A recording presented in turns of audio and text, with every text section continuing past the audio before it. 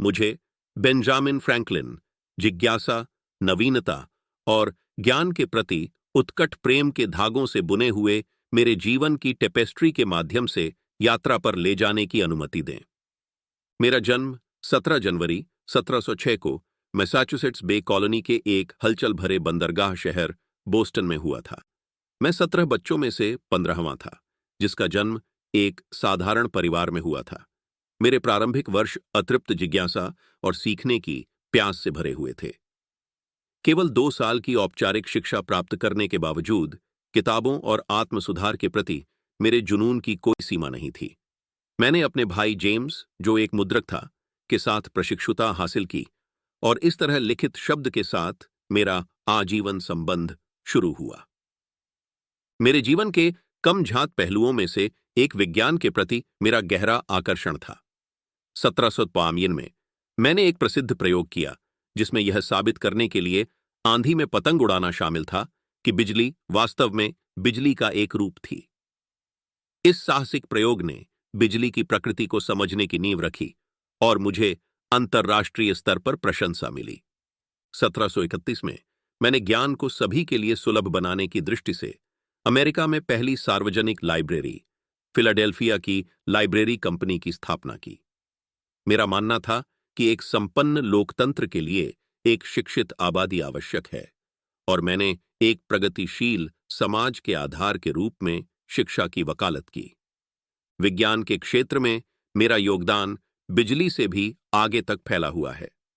मैंने थर्मोडायनामिक्स के क्षेत्र में महत्वपूर्ण खोजें की, ऊर्जा और गर्मी के संरक्षण की अवधारणा का प्रस्ताव दिया, जिसने भौतिकी और इंजीनियरिंग में बाद की प्रगति का मार्ग प्रशस्त किया। लेकिन शायद मेरी सबसे स्थायी विरासतों में से एक कूटनीति के क्षेत्र में निहित है। मैं कूटनीति और समझौते की शक्ति में प्रबल विश्वास रखता था। 1776 में मुझे फ्रांस में कमिश्नर के रूप में नियुक्त किया गया, जहां मैंने अमेरिकी क्रांति के लिए फ्रांस का समर्थन हासिल करने में महत्वपूर्ण भूमिका निभाई। मेरी बातचीत ने नवोदित संयुक्त राज्य अमेरिका और फ्रांस के बीच संबंधों को मजबूत करने में मदद की, एक साझेदारी जो ब्रिटिशों पर जीत हासिल करने में महत्वपूर्ण साबित हुई। 1787 में मैं फिलाडेल्फिया में संवैधानिक सम्मेलन का एक प्रतिनिधि था, जहां मैंने संयुक्त राज्य अमेरिका के संविधान के प्रारूपण में योगदान दिया था। एक राजनयिक के रूप में मेरे अनुभवों और शासन के बारे में मेरी समझ ने इस मूलभूत दस्तावेज को आकार देने को प्रभावित किया, जो अमेरिकी लोकतंत्र का मार्गदर्शक प्रकाश बना हुआ है। इतिहास पर मेरा प्रभाव युगों युगों तक प्रतिबिंबित होता है। मैं मात्र एक राजनेता, वैज्ञानिक या लेखक नहीं था। मैं बहुज्य था, ज्ञान के सभी रूपों का प्रेमी था। मैं मानव मस्तिष्क की असीम क्षमता और तर्क एवं सहयोग के माध्यम से प्रगति की क्षमता में विश्वास करता था।